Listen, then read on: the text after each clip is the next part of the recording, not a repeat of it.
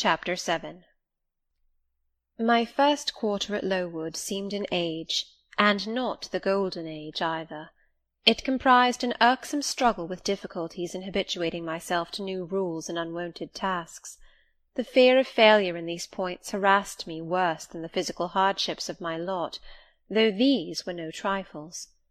During January, February, and part of March, the deep snows, and after their melting the almost impassable roads, prevented our stirring beyond the garden walls, except to go to church, but within these limits we had to pass an hour every day in the open air.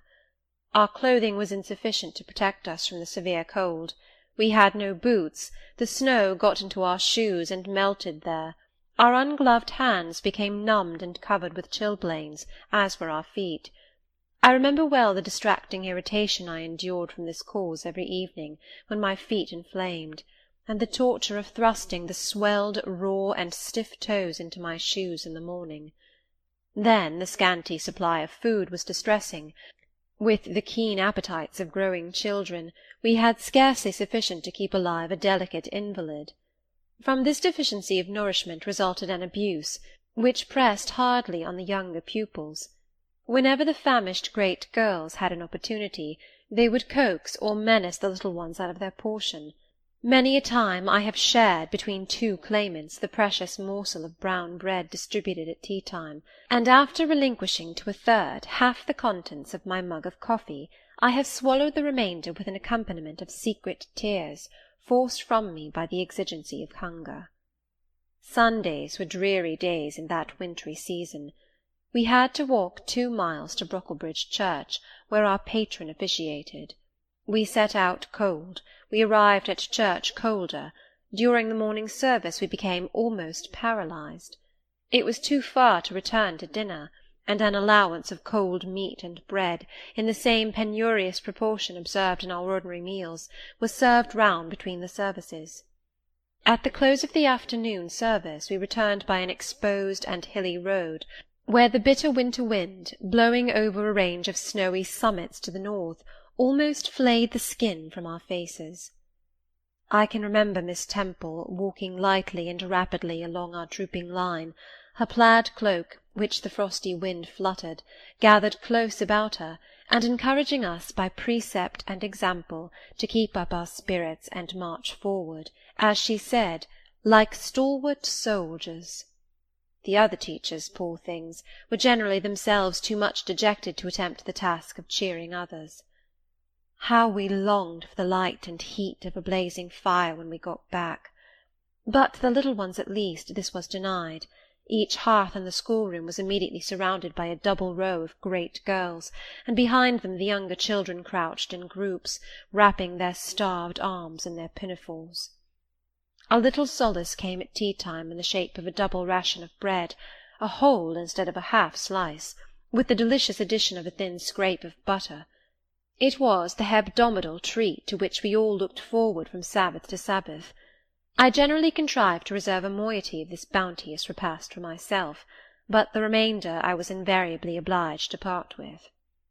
The Sunday evening was spent in repeating by heart the church catechism, and the 5th, 6th, and 7th chapters of St. Matthew, and in listening to a long sermon read by Miss Miller, whose irrepressible yawns attested her weariness. A frequent interlude of these performances was the enactment of the part of Eutychus by some half-dozen of little girls, who, overpowered with sleep, would fall down, if not out of the 3rd loft, yet off the 4th form, and be taken up half dead. The remedy was to thrust them forward into the centre of the schoolroom, and oblige them to stand there till the sermon was finished. Sometimes their feet failed them, and they sank together in a heap. They were then propped up with the monitor's high stools. I have not yet alluded to the visits of Mr. Brocklehurst, and indeed that gentleman was from home during the great part of the first month after my arrival, perhaps prolonging his stay with his friend the Archdeacon. His absence was a relief to me. I need not say that I had my own reasons for dreading his coming, but come he did at last. One afternoon, I had then been 3 weeks at Lowood, as I was sitting with a slate in my hand, puzzling over a sum in long division, my eyes, raised in abstraction to the window, caught sight of a figure just passing. I recognised almost instinctively that gaunt outline, and when, 2 minutes after, all the school, teachers included, rose en masse, it was not necessary for me to look up in order to ascertain whose entrance they thus greeted. A long stride measured the schoolroom, and presently beside Miss Temple, who had herself risen, stood the same black column which had frowned on me so ominously from the hearthrug of Gateshead. I now glanced sideways at this piece of architecture. Yes, I was right. It was Mr. Brocklehurst, buttoned up in a surtout, and looking longer, narrower, and more rigid than ever. I had my own reasons for being dismayed at this apparition. Too well I remembered the perfidious hints given by Mrs. Reed about my disposition, etc., the promise pledged by Mr. Brocklehurst to apprise Miss Temple and the teachers of my vicious nature. All along I had been dreading the fulfilment of this promise. I had been looking out daily for the coming man, whose information respecting my past life and conversation was to brand me as a bad child for ever. Now there he was. He stood at Miss Temple's side. He was speaking low in her ear. I did not doubt he was making disclosures of my villainy, and I watched her eye with painful anxiety, expecting every moment to see its dark orb turn on me a glance of repugnance and contempt. I listened too, and as I happened to be seated quite at the top of the room, I caught most of what he said. Its import relieved me from immediate apprehension. "I suppose, Miss Temple, the thread I bought at Lowton will do. It struck me that it would be just of the quality for the calico chemises, and I sorted the needles to match. You may tell Miss Smith that I forgot to make a memorandum of the darning needles, but she shall have some papers sent in next week, and she is not on any account to give out more than one at a time to each pupil. If they have more, they are apt to be careless and lose them. And oh, ma'am, I wish the woollen stockings were better looked to. When I was here last, I went into the kitchen garden and examined the clothes drying on the line. There was a quantity of black hose in a very bad state of repair. From the size of the holes in them, I was sure they had not been well mended from time to time." He paused. "Your directions shall be attended to, sir," said Miss Temple. "And, ma'am," he continued, "the laundress tells me some of the girls have 2 clean tuckers in the week. It is too much. The rules limit them to 1. "I think I can explain that circumstance, sir. Agnes and Catherine Johnston were invited to take tea with some friends at Lowton last Thursday, and I gave them leave to put on clean tuckers for the occasion." Mr. Brocklehurst nodded. "Well, for once it may pass. But please not to let the circumstance occur too often. And there is another thing which surprised me. I find in settling accounts with the housekeeper that a lunch consisting of bread and cheese has twice been served out to the girls during the past fortnight. How is this? I looked over the regulations, and I find no such meal as lunch mentioned. Who introduced this innovation, and by what authority?" "I must be responsible for the circumstance, sir," replied Miss Temple. "The breakfast was so ill prepared that the pupils could not possibly eat it, and I dared not allow them to remain fasting till dinner-time." "Madam, allow me an instant. You are aware that my plan in bringing up these girls is not to accustom them to habits of luxury and indulgence, but to render them hardy, patient, self-denying. Should any little accidental disappointment of the appetite occur, such as the spoiling of a meal, the under or the over-dressing of a dish, the incident ought not to be neutralized by replacing with something more delicate the comfort lost, thus pampering the body and obviating the aim of this institution. It ought to be improved to the spiritual edification of the pupils by encouraging them to evince fortitude under temporary privation. A brief address on those occasions would not be mistimed, wherein a judicious instructor would take the opportunity of referring to the sufferings of the primitive Christians, to the torments of martyrs, to the exhortations of our blessed Lord himself, calling upon his disciples to take up their cross and follow him, to his warnings that man shall not live by bread alone, but by every word that proceedeth out of the mouth of God, to his divine consolations. If ye suffer hunger or thirst for my sake, happy are ye.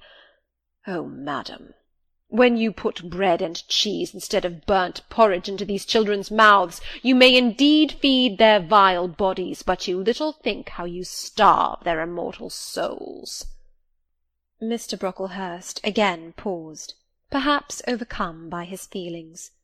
Miss Temple had looked down when he first began to speak to her, but she now gazed straight before her, and her face, naturally pale as marble, appeared to be assuming also the coldness and fixity of that material, especially her mouth, closed as if it would have required a sculptor's chisel to open it, and her brow settled gradually into petrified severity.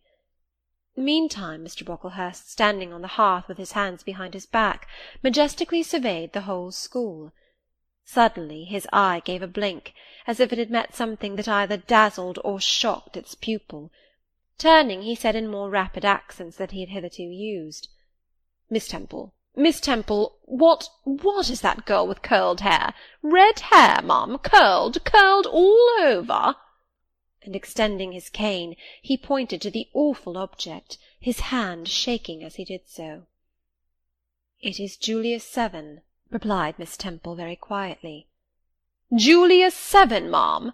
And why has she or any other curled hair? Why, in defiance of every precept and principle of this house, does she conform to the world so openly, here in an evangelical charitable establishment, as to wear her hair one mass of curls?" "Julia's hair curls naturally," returned Miss Temple, still more quietly. "Naturally? Yes, but we are not to conform to nature. I wish these girls to be the children of grace. And why that abundance? I have again and again intimated that I desire the hair to be arranged closely, modestly, plainly. Miss Temple, that girl's hair must be cut off entirely. I will send a barber to-morrow. And I see others who have far too much of the excrescence. That tall girl, tell her to turn round. Tell all the first form to rise up and direct their faces to the wall." Miss Temple passed her handkerchief over her lips, as if to smooth away the involuntary smile that curled them. She gave the order, however, and when the first class could take in what was required of them, they obeyed. Leaning a little back on my bench, I could see the looks and grimaces with which they commented on this manoeuvre. It was a pity Mr. Brocklehurst could not see them too. He would perhaps have felt that, whatever he might do with the outside of the cup and platter, the inside was further beyond his interference than he imagined. He scrutinized the reverse of these living medals some 5 minutes, then pronounced sentence. These words fell like the knell of doom. "All those top-knots must be cut off." Miss Temple seemed to remonstrate. "Madam," he pursued, "I have a master to serve whose kingdom is not of this world. My mission is to mortify in these girls the lusts of the flesh, to teach them to clothe themselves with shamefacedness and sobriety, not with braided hair and costly apparel. And each of the young persons before us has a string of hair twisted in plaits, which vanity itself might have woven. These, I repeat, must be cut off. Think of the time wasted of—" Mr. Brocklehurst was here interrupted. 3 other visitors, ladies, now entered the room. They ought to have come a little sooner to have heard his lecture on dress, for they were splendidly attired in velvet, silk, and furs. The 2 younger of the trio, fine girls of 16 and 17, had grey beaver hats, then in fashion, shaded with ostrich plumes, and from under the brim of this graceful head-dress fell a profusion of light tresses, elaborately curled. The elder lady was enveloped in a costly velvet shawl, trimmed with ermine, and she wore a false front of French curls. These ladies were deferentially received by Miss Temple as Mrs. and the Misses Brocklehurst, and conducted to seats of honour at the top of the room. It seems they had come in the carriage with their reverend relative, and had been conducting a rummaging scrutiny of the rooms upstairs, while he transacted business with the housekeeper, questioned the laundress, and lectured the superintendent. They now proceeded to address divers remarks and reproofs to Miss Smith, who was charged with the care of the linen and inspection of the dormitories. But I had no time to listen to what they said. Other matters called off and enchanted my attention. Hitherto, while gathering up the discourse of Mr. Brocklehurst and Miss Temple, I had not at the same time neglected precautions to secure my personal safety, which I thought would be effected if I could only elude observation. To this end I had sat well back on the form, and while seeming to be busy with my sum, had held my slate in such a manner as to conceal my face. I might have escaped notice, had not my treacherous slate somehow happened to slip from my hand, and falling with an obtrusive crash, directly drawn every eye upon me. I knew it was all over now, and as I stooped to pick up the 2 fragments of slate, I rallied my forces for the worst. It came. "A careless girl," said Mr. Brocklehurst, and immediately after, "It is the new pupil, I perceive." And before I could draw breath, "I must not forget I have a word to say respecting her." Then aloud, how loud it seemed to me, "Let the child who broke her slate come forward." Of my own accord I could not have stirred. I was paralysed. But the 2 great girls who sit on each side of me set me on my legs and pushed me towards the dread judge, and then Miss Temple gently assisted me to his very feet, and I caught her whispered counsel. "Don't be afraid, Jane. I saw it was an accident. You shall not be punished." The kind whisper went to my heart like a dagger. Another minute, and she will despise me for a hypocrite, thought I, and an impulse of fury against Reed, Brocklehurst and Company bounded in my pulses at the conviction. I was no Helen Burns. "Fetch that stool," said Mr. Brocklehurst, pointing to a very high one from which a monitor had just risen. It was brought. "Place the child upon it." And I was placed there, by whom I don't know. I was in no condition to note particulars. I was only aware that they had hoisted me up to the height of Mr. Brocklehurst's nose, that he was within a yard of me, and that a spread of shot orange and purple silk pelisses and a cloud of silvery plumage extended and waved below me. Mr. Brocklehurst hemmed. "Ladies," said he, turning to his family, "Miss Temple, teachers, and children, you all see this girl?" Of course they did, for I felt their eyes directed like burning glasses against my scorched skin. "You see she is yet young. You observe she possesses the ordinary form of childhood. God has graciously given her the shape that he has given to all of us. No signal deformity points her out as a marked character. Who would think that the evil one had already found a servant and agent in her? Yet such, I grieve to say, is the case." A pause, in which I began to steady the palsy of my nerves, and to feel that the Rubicon was passed, and that the trial no longer to be shirked must be firmly sustained. "My dear children," pursued the black marble clergyman with pathos, "this is a sad, a melancholy occasion, for it becomes my duty to warn you that this girl, who might be one of God's own lambs, is a little castaway, not a member of the true flock, but evidently an interloper and an alien. You must be on your guard against her. You must shun her example. If necessary, avoid her company, exclude her from your sports, and shut her out from your converse. Teachers, you must watch her. Keep your eyes on her movements, weigh well her words, scrutinize her actions, punish her body to save her soul, if indeed such salvation be possible, for, my tongue falters while I tell it, this girl, this child, the native of a Christian land, worse than many a little heathen who says its prayers to Brahma and kneels before Juggernaut, this girl is a liar." Now came a pause of 10 minutes, during which I, by this time in perfect possession of my wits, observed all the female Brocklehursts produce their pocket-handkerchiefs and apply them to their optics, while the elderly lady swayed herself to and fro, and the 2 younger ones whispered, "How shocking!" Mr. Brocklehurst resumed. "This I learned from her benefactress, from the pious and charitable lady who adopted her in her orphan state, reared her as her own daughter, and whose kindness, whose generosity the unhappy girl repaid by an ingratitude so bad, so dreadful, that at last her excellent patroness was obliged to separate her from her own young ones, fearful lest her vicious example should contaminate their purity. She has sent her here to be healed, even as the Jews of old sent their disease to the troubled pool of Bethesda. And teachers, superintendent, I beg of you not to allow the waters to stagnate round her." With this sublime conclusion, Mr. Brocklehurst adjusted the top button of his surtout, muttered something to his family, who rose, bowed to Miss Temple, and then all of the great people sailed in state from the room. Turning at the door, my judge said, "Let her stand half an hour longer on that stool, and let no one speak to her during the remainder of the day." There was I, then, mounted aloft. I, who had said I could not bear the shame of standing on my natural feet in the middle of the room, was now exposed to general view on a pedestal of infamy. What my sensations were, no language can describe, but just as they all rose, stifling my breath and constricting my throat, a girl came up and passed me. In passing she lifted her eyes. What a strange light inspired them! What an extraordinary sensation that ray sent through me!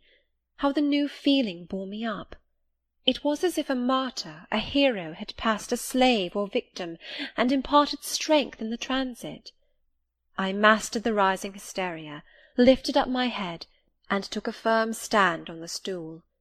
Helen Burns asked some slight question about her work of Miss Smith, was chidden for the triviality of the inquiry, returned to her place, and smiled at me again as she went by. What a smile!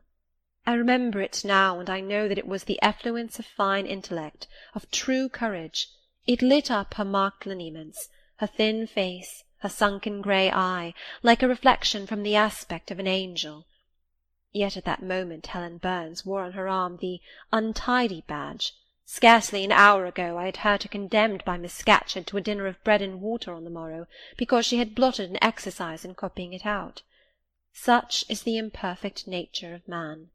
Such spots are there on the disk of the clearest planet, and eyes like Miss Scatcherd's can only see those minute defects, and are blind to the full brightness of the orb.